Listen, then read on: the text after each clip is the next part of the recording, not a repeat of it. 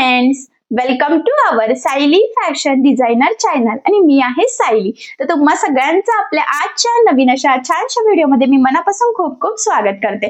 तर कसे आहात तुम्ही? नक्कीच मस्त आणि मजेत असणार आहात. आणि खरं तर आज मी तुमच्यासोबत खूप सुंदर अशी ब्लाऊज डिझाईन शेअर करणार आहे.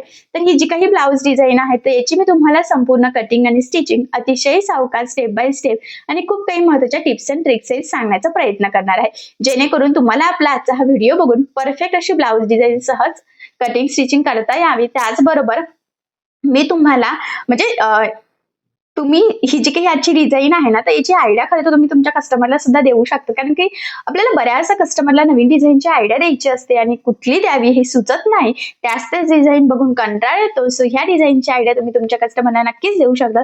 आय होप ही डिझाईन तुम्हाला आणि तुमच्या कस्टमरला नक्कीच आवडेल. सो नक्की अशी डिझाईन स्टिच करून बघा, नक्कीच तुम्हाला आवडेल आणि ह्या छानशा डिझाईनमुळे साडी आणि ब्लाऊज सुद्धा नक्कीच खूप छान दिसेल.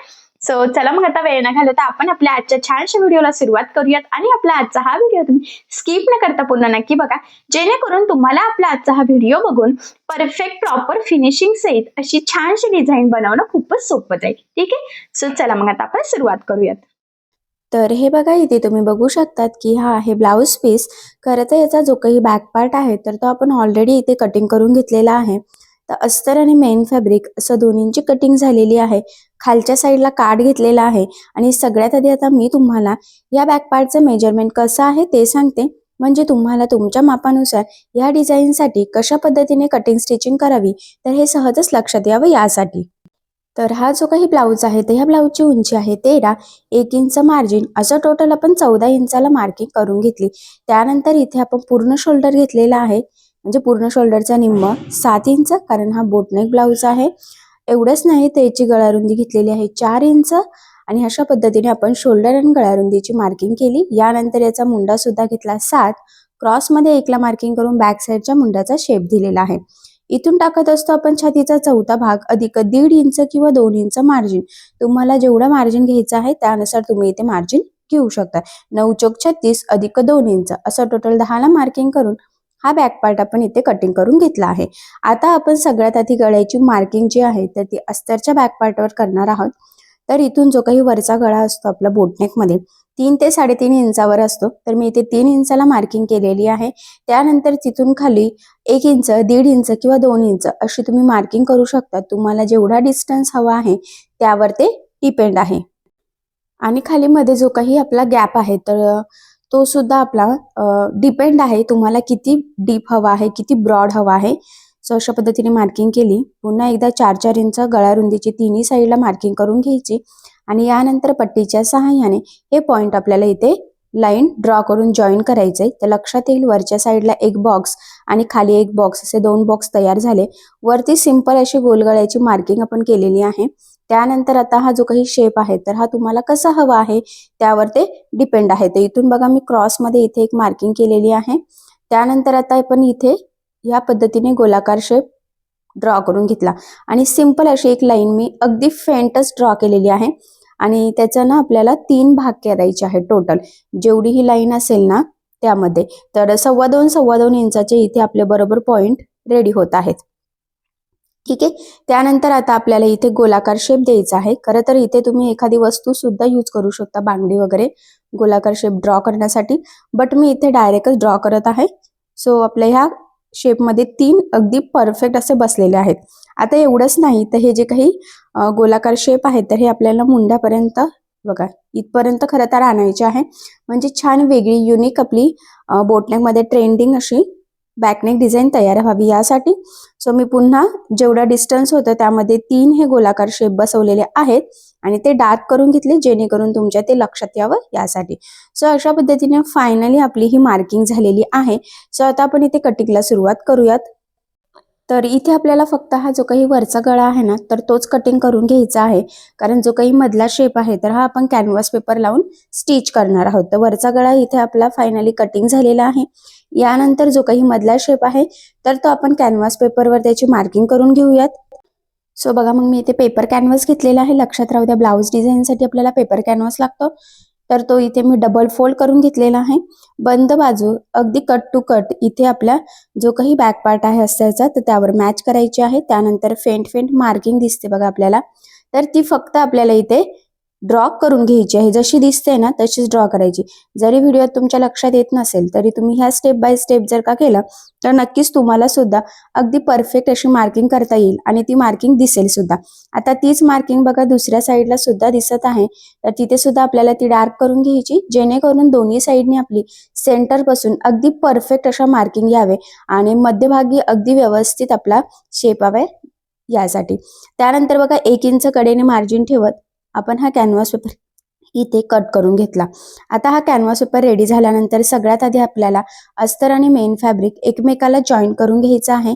त्यासाठी आपला जो काही मेन फॅब्रिकचा बॅक पार्ट आहे तर तो इथे आपल्याला ह्या पद्धतीने सरळ ठेवायचा. त्यानंतर आपण कटिंग केलेला अस्तरचा पार्ट मी इथे ठेवलेला आहे. सेंटरला इथे पिना लावून घ्यायची आहे, जेणेकरून स्टिच करणं इझी जाईल. गळा रुंदी वगैरे आपलं जास्त स्प्रेडही होणार नाही, त्याचबरोबर ते चुकण्याचे चान्सेस सुद्धा राहणार नाही. बघा सगळ्यात आधी गळ्याच्या साईडनी खरं तर पाव इंच एवढं मार्जिन ठेवत सिंपल अशी मी इथे टीप मारून घेतलेली आहे. यानंतर लगेचच कमरेच्या साईडला आपण अर्धा इंच एवढं एकसारखं मार्जिन ठेवून टीप मारून घेऊयात. या स्टेपमुळे काय होतं की गळा आणि कमरेचा पार्ट दोन्हीही आपलं सोबतच फिनिशिंग सहित रेडी होतं आणि आपल्याला इथे कुठेही कमरपट्टी किंवा गळापट्टी लावण्याची गरज पडत नाही आणि फिनिशिंग सुद्धा खूप सुंदर येते. त्यानंतर कमरेच्या साईडला एक्स्ट्राचं मेन फॅब्रिक होतं तर ते कटिंग करून घेतलं आणि वरच्या गळ्याच्या मध्ये सुद्धा जे काही एक्स्ट्राचं फॅब्रिक आहे तर ते कट करायचं. यानंतर गळ्याला द्यायचे आहे आपल्याला छोटे छोटे कट्स, जेणेकरून ज्यावेळेस आपण हा बॅक पार्ट सरळ करू तर तो प्रॉपर असा सरळ व्हावा आणि गळ्याचा आकार सुद्धा आपल्याला जसा हवा आहे तसाच यावा, यासाठी ही स्टेप खूप इम्पॉर्टंट आहे. फायनली या पद्धतीने हा बॅक पार्ट सरळ करून घेतला आहे आणि आता गळ्याच्या साईडने द्यायची आहे आपल्याला दाबटीप. सो बघा मग दाबटीप देताना काळजी घ्यायची आहे की जो काही आपला आतला अस्तरचा कपडा आहे तर तो वरती दिसणार नाही, जेणेकरून आपली गळ्याची फिनिशिंग बिघडायला नको. सो फिनिशिंग साठीच्या या छोट्या मोठ्या टिप्स तुम्ही आवर्जून फॉलो करा, म्हणजे फक्त डिझाईन बनवणंच नाही तर ती प्रॉपर फिनिशिंग सहित कशी बनवावी तर हे देखील तुमच्या सहज लक्षात येईल. त्यानंतर बघा कमरेच्या साईडला सुद्धा मी दाबटीप दिलेली आहे आणि इथे सुद्धा आतला अस्तरचा कपडा दिसणार नाही याची काळजी घ्यायची. आणि फायनली आपला वरचा गळा आणि कमरेचा पार्ट दोन्हीही सोबतच प्रॉपर फिनिशिंग सहित रेडी झाला. यानंतर आता आपल्याला अस्तर आणि मेन फॅब्रिक कडेकडेने एकमेकाला जोडून घ्यायचं आहे. आता हे जोडताना जेवढं शक्य आहे तेवढं कमीत कमी मार्जिन आपल्याला पकडायचं आहे, कारण हे मार्जिन आपण कुठेही कॅल्क्युलेट केलेलं नसतं. त्याचबरोबर जोडताना कुठे गोळा होणार नाही, तिरकं जाणार नाही, तर या छोट्या मोठ्या गोष्टींची सुद्धा काळजी घ्यायची आहे. जोडून झाल्यानंतर जे काही एक्स्ट्राचं मेन फॅब्रिक म्हणजेच ब्लाऊज पीसचा एक्स्ट्राचा कपडा आहे तर तो आपल्याला इथे कटिंग करून घ्यायचा आहे, म्हणजे परफेक्ट मापाचा बॅक पार्ट आपला रेडी होईल पुढची डिझाईन बनवण्याच्या आधीच. कारण तुम्हाला सगळ्यांनाच माहित आहे अस्तरवर आपण परफेक्ट कटिंग करत असतो, पण ब्लाऊज पीसचा कपडा आपण थोडंसं एक्स्ट्राचं मार्जिन ठेवून कटिंग करत असतो. त्यामुळे खरं तर एवढं परफेक्ट बॅक पार्ट रेडी करणं खूपच गरजेचं आहे. आणि बघा मग फायनली हा पार्ट्स आपला इथे रेडी झालेला आहे. यानंतर ह्या पद्धतीने फोल्ड करून सेंटर पॉइंटची आपल्याला एक मार्किंग करायची आहे, म्हणजे अगदी बरोबर मध्यभागी आपल्याला तो आकार तयार करता यावा यासाठी. त्याचबरोबर कॅनव्हास पेपरवर कटिंग केलेला हा जो काही गळा आहे यासाठी आपल्याला अस्तर सुद्धा लागणार आहे. तर कटिंग केल्यानंतर जे काही अस्तर उरतंय तर त्यामध्ये आपला पार्ट बसत आहे की नाही तर तेवढं एकदा चेक करायचं आहे. सो माझ्याकडे हा एक्स्ट्राचा आधीचाच अस्तरचा पार्ट होता तर मी तो कटिंग करून घेतला. आता तो मी थोडासा इस्त्रीने प्रेस करून घेते, म्हणजे आपल्याला स्टिच करणं सोपं जाईल आणि सगळ्यात इम्पॉर्टंट म्हणजे फिनिशिंग सुद्धा खूप सुंदर येईल. ठीक आहे, तर तुम्ही सुद्धा प्रेसचा यूज करायचा आहे, म्हणजे अगदी परफेक्ट असं नक्कीच तुम्हाला प्रॉपर फिनिशिंग सहित स्टिच करता येईल. त्यानंतर कॅनव्हास पेपर ठेवून सुद्धा आपण तिथे प्रेस करून घ्यायचं, म्हणजे कॅनव्हास पेपर एक साईडने बरोबर आपल्या अस्तरला चिपकतो आणि पुढचं स्टिच करणं आपल्याला इझी जातं. त्यानंतर हा बॅक पार्ट होता तिथे सुद्धा मी थोडीशी इस्त्री करून घेतली, म्हणजे कसं ना सगळं आपण टीप मारलेलं व्यवस्थित सेट होतात आणि फिनिशिंग खूप सुंदर येते. यानंतर आता आपल्याला कॅनव्हास पेपर आणि अस्तर एकमेकाला जॉईन करून घ्यायचं आहे. त्यासाठी सगळ्यात आधी आपल्याला कडेकडेने एक सिंपल टीप मारून घ्यायची आहे. तर बघा त्यामुळेच खरं तर आपण ना जो काही आपला परफेक्ट शेप आहे त्याच्या कडेने 1 इंच एवढा एक्स्ट्रा ठेवलेलाच आहे. सो ही टीप मारून झाल्यानंतर फक्त फोल्डिंग पुरता कपडा ठेवायचा आहे, बाकीचा सगळा एक्स्ट्राचा इथे आपल्याला कटिंग करून घ्यायचा आहे. बघा सो मग मी इथे कट करून घेते सगळ्याच साईडनी खरं तर. त्यानंतर इथे गोलाकार पार्ट आहे तिथे छोटे छोटे कट्स मारले म्हणजे तो कपडा व्यवस्थित फोल्ड व्हावा यासाठी. त्यानंतर अस्तर ह्या पद्धतीने फोल्ड करायचं आहे बरोबर कॅनव्हास पेपरवर आणि सिंपल अशी टीप मारून घ्यायची आहे म्हणजे आपला कॅनव्हास पेपर अगदी बरोबर आपल्या अस्तरमध्ये पॅक होईल. मग ते कितीही यूज केलं किंवा धुतलं तरी सुद्धा लवकर खराब होण्याचे चान्सेस राहणार नाही. खरं तर कॅनव्हास पेपर लावून गळा स्टिच करण्याच्या 2 वेगवेगळ्या पद्धती आहेत. तर दुसरी पद्धत सुद्धा मी बऱ्याचदा तुम्हाला सांगितलेली आहे आणि ही पद्धत तुम्हाला जी इझी वाटेल ती मेथड तुम्ही यूज करू शकता. आता हे रेडी झाल्यावर आपल्याला बरोबर मध्यभागी ठेवायचं आहे बघा आणि सगळ्यात आधी एक सेंटरला म्हणजेच मध्यभागी टीप मारून घ्यायची जेणेकरून सेंटर पासून दोन्ही साईडने आपले शेप अगदी व्यवस्थित सरळ सेम यावे यासाठी. कारण की बऱ्याचदा जर का व्यवस्थित आपण टीप नाही मारली तर शेप तिरके होऊ शकतात. सो तसं होऊ नये त्यासाठी सेंटरला टीप मारून झाल्यानंतर अगदी सावकाश काळजीपूर्वक जी काही आपण मार्किंग केलेली आहे एक्झॅक्टली त्यावरच आपल्याला टीप मारून घ्यायची आहे. खरं तर यामध्ये खूप सारे गोलाकार शेप आहे त्यामुळे स्टिच करणं थोडंसं जरा रिस्कीच आहे. कारण ना आपली टीप थोडी सुद्धा कमी जास्त पुढे मागे झाली तरी सुद्धा लगेचच आपला शेप चेंज होऊ शकतं. सो तसं आपल्याला खरं तर इथे होऊ द्यायचं नाहीये कारण की संपूर्ण लुक आपलं हे जे काही गोलाकार शेप आहे त्यावर डिपेंड आहे. ट्रेंडिंग न्यू लुक मधली ही डिझाईन आहे. अशी डिझाईन तुम्ही नक्की ट्राय करून बघा. असंही मी जेवढं शक्य आहे तेवढं सोप्या पद्धतीने तुम्हाला सांगण्याचा प्रयत्न करतच आहे. बट तरी तुम्हाला जर यामध्ये काही प्रॉब्लेम येत असेल तर मला कमेंट करून नक्कीच कळवा. मी तुमच्या प्रश्नाचे उत्तर देण्याचा नक्कीच प्रयत्न करेन. आणि मग बघा फायनली आपण जी काही मार्किंग केलेली होती त्यावर इथे टीप मारून घेतलेली आहे. आता हे झाल्यानंतर ह्या पद्धतीने फोल्ड करायचं किंचितसा छोटा कट मारायचा आहे आणि त्यानंतर हे जे काही कॅनव्हास पेपर आहे कॅनव्हास पेपरचा अस्तर मेन फॅब्रिकला म्हणजेच बॅक पार्टला लावलेलं अस्तर हे संपूर्ण आपल्याला सोबतच कटिंग करून घ्यायचं आहे. फक्त किंचितचं मार्जिन आपण इथे ठेवलेलं आहे बघा. व्हिडिओ तुम्हाला दिसत असेल तेवढंच मार्जिन तुम्ही ठेवायचं आहे. जास्त ठेवण्याची गरज नाहीये. आणि यानंतर आता ह्या शेपला आपल्याला द्यायचे आहे छोटे छोटे कट्स. ते सुद्धा अगदी व्यवस्थित काळजीपूर्वक कारण बऱ्याचदा कट्स मारताना ब्लाऊजला एक्स्ट्राचा कट जाण्याचे चान्सेस असतात आणि अशा वेळेस आपला संपूर्ण ब्लाऊज बिघडतो. सो तसं होऊ देऊ नका. अगदी व्यवस्थित काळजीपूर्वक खरं तर तुम्हाला ह्या स्टेप्स फॉलो करायच्या आहेत. आणि बघा मग फायनली अगदी सावकाशपणे मी इथे संपूर्ण शेपला छोटे छोटे कट्स मारून घेतलेले आहेत. आता आपला हा कॅनव्हास पेपर आपल्याला आतमध्ये फोल्ड करायचा आहे. आता तो आतमध्ये फोल्ड करताना आपले जे काही कानेकोपरे आहेत तर ते आपल्याला अगदी व्यवस्थित वरच्या साईडने बघा काढून घ्यायचे आहेत. तर सावकाश ह्या स्टेप्स फॉलो करायच्या आहे. आणि बघा हे व्यवस्थित आतमध्ये फोल्ड करून वरच्या साईडने सगळ्यात आधी प्रॉपर असं सेट करून घ्यायचं आहे. ठीक आहे. आणि आता आपल्याला इथे या गळ्याला द्यायची आहे दाबटीप. सो बघा मग इथे सुद्धा जो काही अस्तर कॅनव्हास पेपर वगैरे काही असेल तर त्याचा कपड्यावरती दिसणार नाही याची आपल्याला काळजी घेत अगदी सावकाशपणे दाबटीप देऊन घ्यायची आहे. त्याचबरोबर दाबटीप देताना आपला वरचा पार्ट सुद्धा आतमध्ये फोल्ड होणार नाही याची सुद्धा काळजी घ्यायची आहे.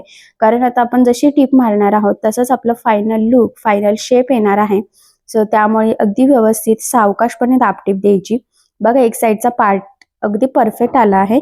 सेम त्याच पद्धतीने दुसऱ्या साईडचा सुद्धा आपल्याला इथे रेडी करून घ्यायचा आहे. कारण की आपला हा जो काही आकार आहे ना हा थोडा वेगळा युनिक पद्धतीचा आहे आणि खरं तर संपूर्ण लुक आपला ह्या जो काही शेप आहे त्यावर डिपेंड आहे. त्यामुळे अगदी व्यवस्थित सावकाशपणे आपल्याला इथे दाबटीप देऊन घ्यायची आहे. आणि फायनली अगदी प्रॉपर असं दाबटीप देऊन सुद्धा आपली झालेली आहे. आय होप सो इथपर्यंत तुमच्या लक्षात आलेलं असेल. आता यानंतर आपल्याला इथे एक लेस लावायची आहे. खरं तर तुम्ही तुमच्या आवडीनुसार कुठलीही लेस इथे यूज करू शकतात. सो मी इथे गोल्डन कलरची लेस घेतलेली आहे. असंही गोल्डन कलरची लेस कुठल्याही ब्लाउजवर इझिली मॅच होते. जर तुम्हाला कॉन्ट्रास्ट कलर कॉम्बिनेशनची लेस यूज करायची असेल तरी तुम्ही करू शकता. त्याचबरोबर सगळ्यात इम्पॉर्टंट म्हणजे हा जो काही शेप आहे याला बरेचसे गोलाकार आकार आहेत. सो त्यामुळे मग शक्य असल्यास थोडी बारीकच लेस यूज करायची जेणेकरून आपल्याला ती कानाकोपऱ्यावर अगदी परफेक्ट अशी फोल्ड करता यावी यासाठी. कारण बऱ्याचदा लेस व्यवस्थित लागली जात नाही आणि त्यामुळे होतं काय की बऱ्याचशा कमेंट्स असतात की लेस नीट लागली जात नाही, ती लावता येत नाही, शेप बिघडतो. तर हो, जर का तुम्ही लेस अगदी प्रॉपर व्यवस्थित पद्धतीने जर लावली नाही तर बऱ्याचदा आपला आकार हा बिघडतो.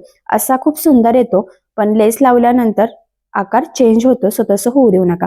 आता बघा इथपर्यंत लेस लावल्यावर माझ्या लक्षात आलेलं आहे की आपल्याला खरं तर ही लेस ना संपूर्ण फिटिंगची जी काही लाईन आहे ना तिथपर्यंत न्यायची आहे. सो त्यामुळे मग मी एक्स्ट्राची मोजून लेस इथे बरोबर कट करून घेतली, मार्किंग सुद्धा केली. तीच मार्किंग बघा दुसऱ्या साईडने सुद्धा फेंट फेंट प्रेस केली आणि मग ती पुन्हा डार्क करून घेतली. सो अशा पद्धतीने एकच मार्किंग दोन्ही साईडला करून घेतलेली आहे. त्याआधी आता आपल्याला ना हा जो काही मधला शेप आहे तिथे लेस लावून घ्यावा लागणार आहे. म्हणजे मग साईडची लेस आपली बरोबर त्या लेसवरून जाईल आणि फिनिशिंग खूप सुंदर येईल आणि कुठेही आपल्याला फोल्ड करून टिप मारण्याची गरज सुद्धा पडणार नाही. सो बघा मग अगदी व्यवस्थित काळजीपूर्वक इथे ही लेस लावून घेतलेली आहे. आता सगळ्यात इम्पॉर्टंट म्हणजे या लेसला आपल्याला द्यायची आहे दुसऱ्या साईडने सुद्धा टिप.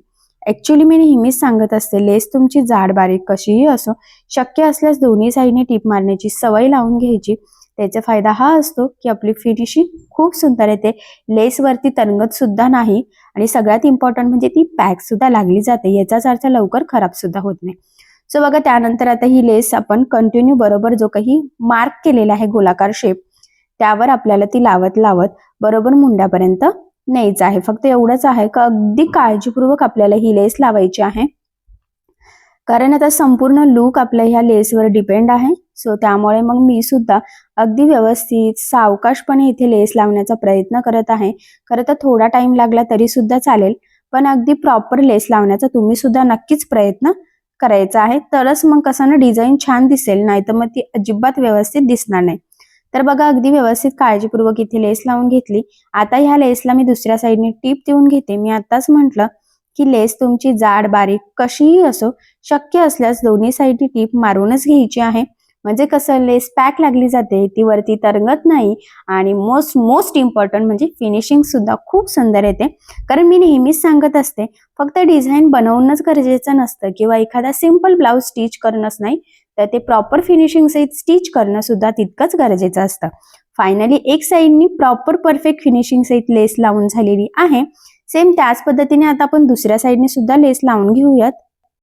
सो बघा मग आता इथून ना मी इकडच्या साईडने लेस लावायला सुरुवात केलेली आहे. तुम्ही वरच्या साईडने केली तरी सुद्धा चालेल, तुम्हाला जसं इझी वाटेल त्या पद्धतीने तुम्ही लेस लावू शकतात. बट लेस एक साईडने नाही का थोडीशी डिझायनर आहे, एक साईडने सरळ आहे, त्यामुळे म्हटलं सरळ साईडने लेस लावायला स्टार्ट केलं की जरा बरं पडेल. त्यामुळे मग मी आता इथून अपोजिट साईडने लेस लावायला सुरुवात केलेली आहे आणि इथे बरोबर आलं कॉर्नरवर की आधीची लेस बरोबर आपली ह्या लेसच्या आतमध्ये दाबली जाईल, ह्या हिशोबाने आपल्याला लेस लावायची आहे. म्हणजे मी म्हटल्याप्रमाणे अगदी प्रॉपर परफेक्ट फिनिशिंग सहित. ठीक आहे. आणि कानाकोपऱ्यावर आपल्याला लेस अगदी व्यवस्थित प्रॉपर अशी क्रॉसमध्ये फोल्ड करायची आहे आणि नंतर डबल टिप दिली म्हणजे दुसऱ्या साईडने सुद्धा जर का टिप मारली तर ती लेस अगदी व्यवस्थित पॅक होते आणि ती अगदी प्रॉपर सेट सुद्धा होऊन जाते. आता इथे सुद्धा कोपऱ्यावर थोडीशी लेस आपल्याला फोल्ड करायचं आहे, कारण तिथूनच आपण लेस लावायला सुरुवात केली होती त्यामुळे. ठीक आहे. सो बघा मग आता इथे सुद्धा आपण डबल टिप देऊनच घेत आहोत आणि ते तितकंच गरजेचं सुद्धा आहे. खरं तर मी पुन्हा पुन्हा सांगते कारण फिनिशिंग मोस्ट इम्पॉर्टंट आहे. आणि बघा मग फायनली आपला जो काही शेप होता तिथे खूप सुंदर डिझायनर लेस लावून आपण हा पार्ट इथे इथपर्यंत रेडी करून घेतला. बघितल्यावरच लक्षात येतंय फिनिशिंग वगैरे खूप सुंदर सुद्धा आलेली आहे. आता यानंतर बॅक साईडला टक्स टाकून घेऊयात. तर सेंटर पासून 5.5 आणि उभं 3.5 इंचाची मार्किंग मी इथे करून घेतलेली आहे. कारण हा बोटनेक आहे, गळा सुद्धा भरपूर सारा स्प्रेड झालेला आहे, त्यामुळे मग टक्स अगदी परफेक्ट टाकणं सुद्धा तितकंच गरजेचं आहे. आता जी मार्किंग केलेली आहे अगदी व्यवस्थित तिथे आपल्याला तिरका टक्स इथे टाकून घ्यायचा आहे. टक्सला सुरुवातीला डबल टिप द्यायची आहे, त्याचबरोबर अगदी व्यवस्थित सरळ सुद्धा आपल्याला टिप मारून घ्यायची आहे. एवढंच नाही तर संपूर्ण टक्सला सुद्धा डबल टिप आपल्याला इथे देऊन घ्यायची आहे. आणि बघा मग फायनली दोन्ही साईडने आपले परफेक्ट असे टक्स टाकून झालेले आहेत. यानंतर आता जो काही वरचा गोलाकार गळा आहे तिथे सुद्धा आपल्याला लेस लावायची आहे. तर ही सेम लेस मी इथे यूज करणार आहे. जर तुम्हाला थोडी वेगळ्या पद्धतीची जर लेस यूज करायची असेल तर तुम्ही करू शकतात. तर ते तुमच्या चॉईसवर डिपेंड आहे किंवा कस्टमरची रिक्वायरमेंट कशी आहे त्यावर सुद्धा ते डिपेंड आहे. पण इथे खरं तर मी आता डायरेक्टच लेस लावून घेतलेली आहे आणि सेमच यूज केलेली आहे. ठीक आहे. आता ह्या लेसला सुद्धा आपल्याला दुसऱ्या साईडने इथे टीप देऊन घ्यायची आहे, म्हणजे ती जी काही थोडीशी तरंगताना दिसते तर ती दिसणार नाही आणि फिनिशिंग सुद्धा खूप सुंदर आहे. सो बघा मग फायनली वरच्या गळ्याला सुद्धा आपण इथे एकदम छान प्रॉपर फिनिशिंग सहित लेस लावून घेतलेली आहे. त्यानंतर खाली कमरेला सुद्धा तुम्ही इथे लेस लावू शकतात. खरं तर ते तुमच्यावर डिपेंड आहे तुम्हाला लावायचे आहे की नाही. नाही लावली तरी सुद्धा चालेल किंवा लावली तरी सुद्धा बेस्टच आहे. कारण आता असं पण ट्रेंड चालू आहे की कमरेच्या साईडला आपण लेस लावतो आणि त्यामुळे मग आपलं बॅकनेक डिझाईन, ब्लाऊज, साडी अजूनच छान अशी उठून दिसते आणि थोडं वेगळ्या पद्धतीचं लुक येतं. सो त्यामुळे तुम्हाला पण जर शक्य असेल तर तुम्ही कमरेच्या साईडला सिंपल अशी एक छोटीशी लेस लावून घ्यायची आणि तिथे सुद्धा बघा दुसऱ्या साईडने मी टीप देऊन घेतली. फायनली लेस जिथे जिथे लावायची होती तिथे तिथे आपण लावून घेतलेली आहे. यानंतर आता पुढचा महत्वाचा टप्पा आहे ते म्हणजे जे काही कानेकोपरे आपण काढलेले आहेत तर तिथे आपल्याला अरीवर्कचे मणी यूज करून खूप छान असे छोटे छोटे हँगिंग्स तयार करायचे आहेत. खरं तर ना इथे मी मॅट फिनिश कलरचेच मोती घेतलेले आहेत. तर गहू बीड्स आणि रेग्युलर बीड्स घेतलेले आहेत. त्याचबरोबर जे काही मोठे मोठे आपले मणी असतात जे आपण अरीवर्कला हँगिंगला यूज करतो तर ते सुद्धा मी इथे घेतलेले आहे. तर ते रेड कलरचे घेतलेले आहे. म्हणजे रेड आणि गोल्डन कॉम्बिनेशन मध्ये हँगिंग केले की ब्लाऊज डिझाईनला नक्कीच सुंदर असं लुक येईल. आता सगळ्यात आधी साध्या सुईमध्ये धागा ओवून घ्यायचा आहे. तुम्ही 4 पदरी घेऊ शकतात किंवा दुहेरी सुद्धा घेऊ शकतात. तुम्हाला जसं इझी वाटत असेल त्या पद्धतीने तुम्ही करू शकतात. तर खरं तर मी इथे दुहेरीच घेतलेला आहे, 4 पदरी घेतलेला नाहीये कारण बऱ्याचदा काही मणी त्यामधून जात नाही लवकर. तर सगळ्यात आधी बघा इथे ह्या पद्धतीने ओवून घ्यायचं डबल आणि ते व्यवस्थित पॅक करायचं. त्यानंतर हे जे काही गहू बीट्स आहेत तर ते मी इथे यूज करत आहे. तुम्ही सिंपल गोलाकार घेतले तरी सुद्धा चालणार आहे. तर एका टाइमला तुम्ही मोजून घ्या, 5-5 ओवायचे आहे, 6-6, 7-7 तुम्हाला किती लॉंग हवा आहे त्यावर ते डिपेंड आहे. तर मी आता इथे मोजून घेतलेले आहे आणि फायनली 6 मी इथे ओवून घेणार आहे. म्हणजे तेवढं व्यवस्थित आहे.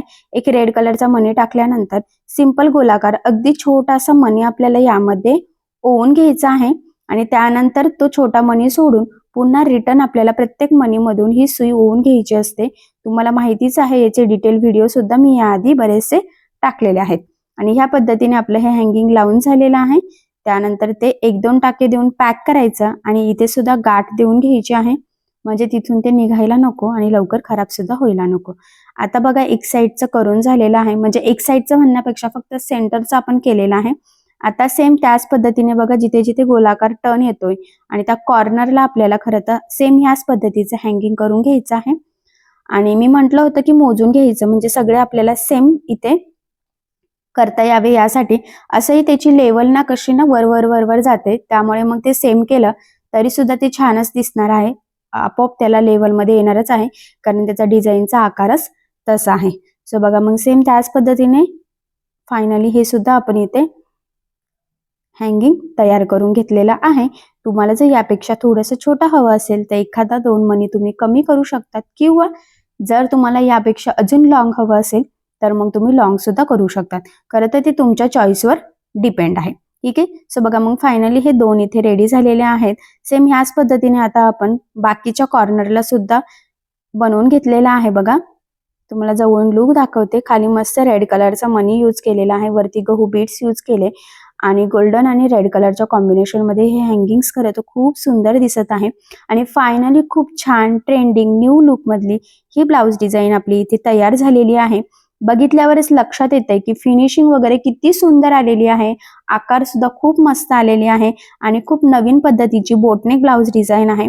खरं तर तसं बघायला गेलं तर आता बोटनेक ब्लाउजचं खूप ट्रेंड चालू आहे आणि त्याच डिझाईन बनवून आपल्याला कंटाळा येतो. बोटनेक मध्ये नवीन काहीतरी डिझाईन हवी असते, नवीन शेप हवा असतं. तर ही डिझाईन तुम्ही नक्की ट्राय करून बघू शकतात. या डिझाईनमुळे नक्कीच तुमच्या साडीला आणि ब्लाउजला खूप सुंदर असं लुक येईल. त्याचबरोबर संपूर्ण कटिंग स्टिचिंग जेवढं शक्य आहे तेवढं सोप्या पद्धतीने मी सांगण्याचा प्रयत्न केलेला आहे. आय होप सो तुम्हाला आपली आजचा हा व्हिडिओ, आजची ही डिझाईन नक्कीच आवडेल आणि या छानशा ट्रेंडिंग न्यू लुक मधल्या बोटनेक ब्लाउज डिझाईनची आयडिया तुम्ही तुमच्या कस्टमरला सुद्धा नक्कीच देऊ शकतात. म्हणजे नक्कीच कस्टमरला सुद्धा नवीन डिझाईनची आयडिया मिळेल. ठीक आहे. सो ही डिझाईन तुम्ही नक्की ट्राय करून बघा. तर बघा मग फायनली खूप छान अशी डिझाईन आपली तयार झालेली आहे. आय होप सो तुम्हाला नक्कीच आवडली असेल आणि असंही मी तुम्हाला संपूर्ण कटिंग स्टिचिंग अगदी सोप्या पद्धतीने सांगण्याचा प्रयत्न केलेला आहे. म्हणजे जेणेकरून जरी तुम्ही कोणी नवीन शिकत असाल तरी सुद्धा तुम्हाला आपला आजचा हा व्हिडिओ बघून अशी छानशी डिझाईन सहजच बनवता येईल आणि नक्कीच या छानशा डिझाईनमुळे साडी आणि ब्लाऊज खूप छान दिसेल. सो अशी छानशी लेटेस्ट आणि न्यू लुक मधली डिझाईन तुम्ही सुद्धा नक्की ट्राय करून बघा आणि जर तुम्हाला त्यामध्ये काही प्रॉब्लेम येत असेल तर मला कमेंट करून नक्कीच कळवा. मी तुमच्या प्रश्नाचे उत्तर देण्याचा नक्कीच प्रयत्न करेन. ठीक आहे. सो चला मग आता आपण आपला आजचा छानसा व्हिडिओ इथेच थांबूयात आणि तुम्हाला आपला आजचा व्हिडिओ कसा वाटला हे मला कमेंट करून नक्की कळवा. त्याचबरोबर आपला व्हिडिओ आवडला असेल तर व्हिडिओला लाईक करायला विसरू नका आणि असेच नवनवीन छानसे व्हिडिओज बघण्यासाठी आपल्या सायली फॅशन डिझायनर या चॅनलला सबस्क्राईब करा.